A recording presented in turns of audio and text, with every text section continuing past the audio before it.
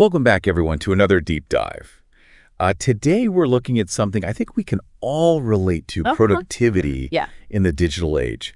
And I have to say, just even glancing through all the material you sent over, I'm feeling a little overwhelmed already. It is. It's a very common feeling. Emails, meetings, projects. To feel overwhelmed by the sheer volume of information and tasks that we're all faced with. So that's why I am so excited to dig into smart work. Exactly. By Dermot Crowley. By Dermot Crowley. He really emphasizes this idea that it's not about doing more. It's about doing the right things and using technology to our advantage to help us be more efficient and effective rather than just contributing to chaos. Right. So where does Crowley suggest we even begin with all of this? He starts with a very simple concept. Okay. Consolidation. Okay. Bringing everything together into one cohesive system. So are we talking about going completely digital here? Because I've tried all the to-do list apps, and I always just end up going back to my notebooks. I understand the appeal of pen and paper. But imagine if instead of having things scattered across multiple notebooks and sticky notes and different apps, you could have everything consolidated in one place. All your meetings, your deadlines, those random ideas that you don't want to forget. I mean, it sounds great in theory. It does. But like you said, I have my own system. It works for me. It's a little chaotic. But is it really working for you? Or is it just what you're used to? That's a very good question. Crowley argues that moving to a more streamlined digital system can actually free up a lot of mental space. Okay. For you to focus on the things that truly matter. He's a big advocate for harnessing the power of your electronic calendar and your task list, using those as your central command center. Okay, let's say I'm willing to give digital another shot.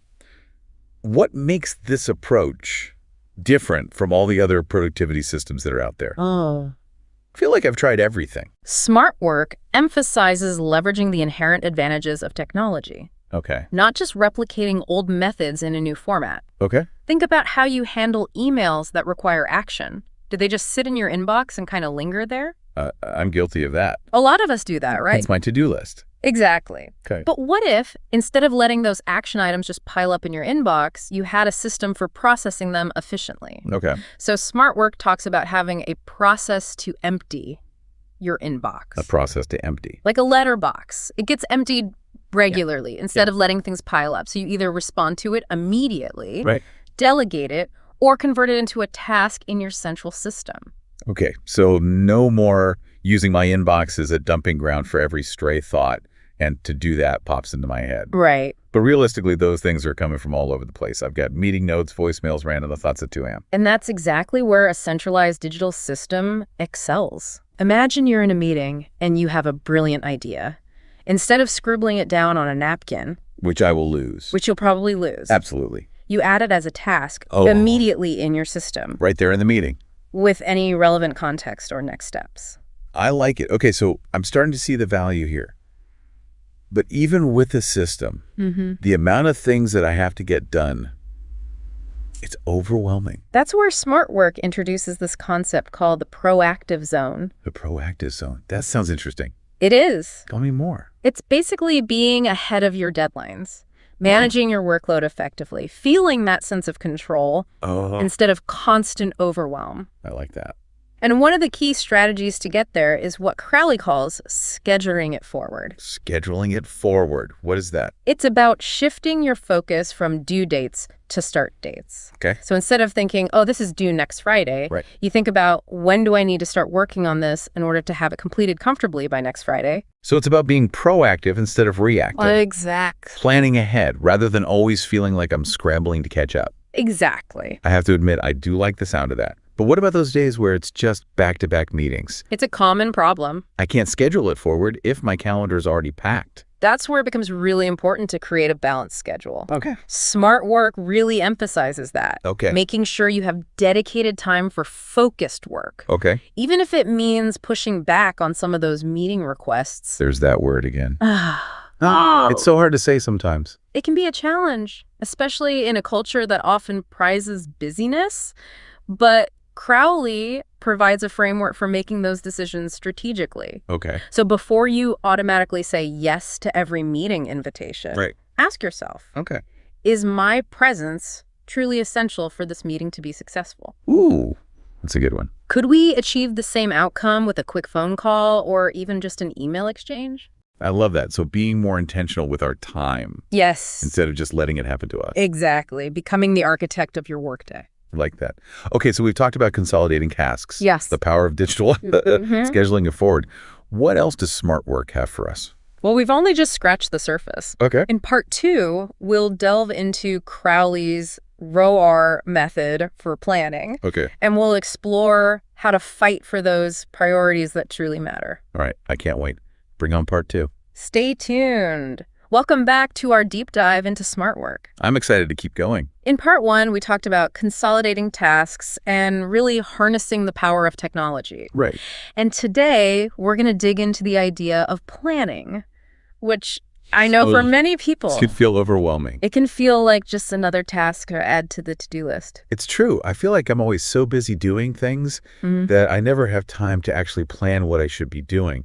So how do we escape that cycle? Well, Dermot Crowley makes this really interesting point. In smart work, Okay. that planning is actually the key to working less.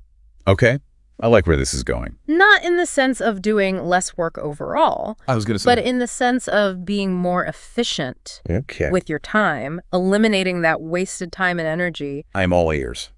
So the book introduces this structured process for planning called ROAR. Roar. Review, organize, anticipate, realign. So this is like a weekly thing we would do. Precisely. It could be a Sunday evening ritual or maybe a Monday morning thing. Okay. Just to kind of set yourself up for success for the week. I like that. So you start with review, Okay. taking stock of all your commitments. So this is more than just glancing at my to-do list and panicking. It is. It's about being thorough. Okay. So you look back at your meetings from the previous week. Were there any action items buried in those meeting notes? What tasks are still lingering on your to-do list? And then, of course, that's the scary part. you tackle that inbox and strive for the glorious inbox zero. Inbox zero. Is that even possible? It's more attainable than you might think, especially if you've implemented some of the strategies we talked about in part 1. Okay. Like having that process to empty approach. Right. The letterbox. Exactly. Okay. So once we've reviewed and ideally achieved inbox zero, where do we go from there? Then we move on to organize. Okay. So this is about really fine-tuning your week ahead. You examine your calendar. Okay. Are all those meetings truly necessary? Can any of them be shortened or maybe handled through a quick phone call or an email exchange? It's about being ruthless with our time. Precisely. And then you look at your individual tasks. Okay. Do you have a good balance between meetings and focused work time? Okay. Have you allocated enough time for those tasks that require deep concentration? So it's about planning for those deep work sessions that are so crucial for actually getting things done. Exactly. So what about all those different productivity methods out there? Are we talking about Kanban boards or time blocking or anything like that? While those systems can be really helpful for some people, smart work really emphasizes using the tools that you already have. Your calendar, your task list. So it's about simplicity and leveraging what's already at our fingertips. Exactly. Okay, so we've reviewed, we've organized. What's next? What about anticipate? Anticipate is all about looking ahead. Okay. Peering a few weeks into the future and identifying those deadlines. Right. Or those events that require preparation. Yeah. Do you have a big presentation coming up? Start gathering your materials now. Start early. Don't wait until the last minute. Exactly. Is there a crucial project milestone approaching? Right. Break it down into smaller, manageable steps. Okay. Schedule them into your week. I like it. And don't forget about those travel arrangements. Booking flights and accommodations in advance can save you so much stress. And money. And money, yes. So it's about shifting from that reactive mode of constantly putting out fires to a more proactive mindset where we're anticipating needs and preparing in advance. That's a great way to put it. Okay, and last but not least, we have realign. Does this involve meditation or maybe some positive affirmations? While those practices can certainly be beneficial, I'm always up for a little zen in my day. This part is really about connecting your actions back to the bigger picture. Okay. Remember those 3 big roles we talked about earlier? Yes, the big rocks. This is where you ensure that your weekly tasks contribute to those core areas. So it's like a weekly check-in to make sure we're still heading in the right direction. And if you find that you've veered off course, you can use the RRR method to make those necessary adjustments. I like that. Okay, so we have our plan. We've reviewed, organized, anticipated, and realigned. But how do we actually stick to it when there's always something vying for our attention? And that brings us to another important concept in smart work. Okay. Fighting for importance. Because let's face it, there are always distractions. There are. It's about setting boundaries, Okay. managing expectations, and sometimes even saying no. There it is again. No. I'm starting to think that's the magic word when it comes to productivity. It often is. But saying no can be so difficult. How do we get comfortable with that? Well, one strategy Crowley suggests Okay. is simply making your priorities visible. So like a big do not disturb sign on my office door. It could be that literal, but he suggests a more subtle approach. Okay. Write down those top priorities. Okay. Post them somewhere. You'll see them regularly. On your wall, on your desk, even incorporated into your planning rituals. So it's about having that visual reminder to keep us focused. Exactly. But what about those tasks that we just keep putting off? You know, the ones that just never seem to make it to the top of the to-do list? Ah, yes, the procrastination pixie. Procrastination pixie. Is that a real thing? It's what Crowley calls that little voice in our heads. Oh, I know that voice very well. That whispers sweet nothings about all those unimportant tasks. My procrastination pixie is obsessed with making me clean my desk when I have a deadline looming. It's amazing how appealing those less important tasks can become when we're faced with something challenging. It's true. So how do we combat this procrastination pixie? By recognizing when it's at work Oh. and consciously redirecting our attention back to the important tasks. So it's about awareness. It is. And making a choice. Exactly. What about those tasks that are really important, but just feel really overwhelming or too big to tackle? That's where effective delegation comes in. Because we can't do everything ourselves, right? We can't. Smart work provides a really useful framework for delegating effectively, considering both the level of risk involved and the experience of the person you're delegating to. So it's not just about dumping tasks on other people. It's not. It's about empowering others. Okay. Fostering collaboration. Right. And freeing up your time and energy. So delegation can actually be a win-win situation for everyone involved. It can be, but it does require a shift in mindset. Okay, because I'll admit, I have a tendency to micromanage when I delegate tasks. I think a lot of us do. Crowley addresses that in the book. Okay. Emphasizing the importance of clear communication. Right. Setting realistic expectations. Okay. And providing support without stifling the other person's autonomy. So it's about finding that balance between guidance and trust. It is. Empowering others to take ownership. Exactly. This is all great advice, but realistically, changing the way we work can be really challenging. It can be. And that's why Crowley emphasizes that mastery takes practice. Yeah. It's not about overhauling your entire workflow overnight. Right. It's about starting with one or two strategies, Okay. seeing how they work for you, Right. and building from there. So it's a process of continuous improvement. It is. It's about finding what works best for you I like that. in your unique situation. So smart work is not a one-size-fits-all solution. It's not. It's about creating a personalized approach that helps you achieve your specific goals. Precisely. And that leads us perfectly into the final part of our deep dive. Okay. Where we'll be talking about the concept of outcomes. Outcomes. I'm intrigued. Stay tuned to find out more. Okay. So we've talked about consolidating our tasks, getting into a digital system, scheduling it forward, planning proactively, fighting for importance, even combating the procrastination pixie. We have. But now I'm really curious about this concept of outcomes. Yes. You mentioned at the last part. Yeah. What are they and why are they so crucial to smart work?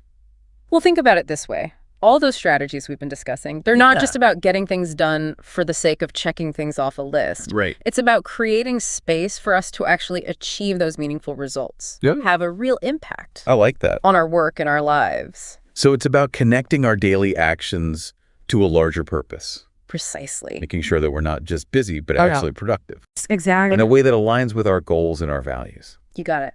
Okay, I understand the concept in theory, but sometimes those big picture goals feel so distant. They do. And abstract.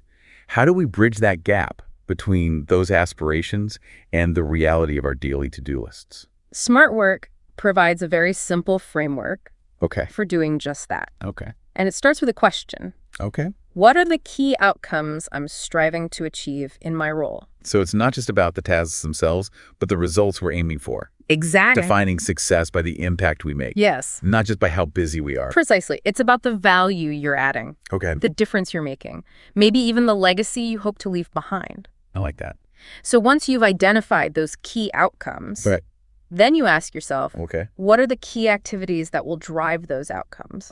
So now we're connecting those big picture aspirations to the concrete actions that will actually move us forward. Exactly. Like we're creating a roadmap for success. It is. Where each task is strategically chosen based on its contribution to those desired outcomes. That's a great way to think about it. This makes a lot of sense to me. Because I've definitely had those times where I was super busy, but looking back, I wasn't really accomplishing anything meaningful. I think we all have. I was just spinning my wheels, caught in that whirlwind of activity, but without a clear sense of direction. And that's exactly what smart work helps us avoid. Okay, good. It encourages us to be more mindful of our actions, to ask ourselves, is this task really contributing to those outcomes I've identified? Okay. Or am I just getting caught up in busy work? Ooh, that's a tough question to ask ourselves, but probably a necessary one. It is, and it leads us to Crowley's final question, Okay. which is perhaps the most challenging. Oh boy. What can I let go of to create more space for those high-impact activities? Okay. So this is where it becomes crucial to really connect back to those outcomes you defined earlier. Okay. If a task isn't directly contributing to achieving those desired results, Right. it might be time to delegate it, Okay. automate it, Okay. or even eliminate it altogether. There's that word again. Yeah. No. It seems like saying no is really the key to all of this. It's a crucial skill. It is. For sure. But how do we decide what to let go of when it feels like everything is important? That's where those outcomes come in. Okay. If it's not contributing, Right. it might be time to reconsider. Okay, so it's about being ruthless with our time and energy and making sure we're focusing on the things that truly matter. You got it. This has been so insightful. Glad to hear it. I'm really starting to see smart work, and not just as a productivity system, but as a whole new way of thinking about work. It's a philosophy. It is. It really is. It's about being intentional with our choices. Yes. And focusing our energy where it has the greatest impact. And ultimately creating a work life that is both fulfilling and productive. I love that.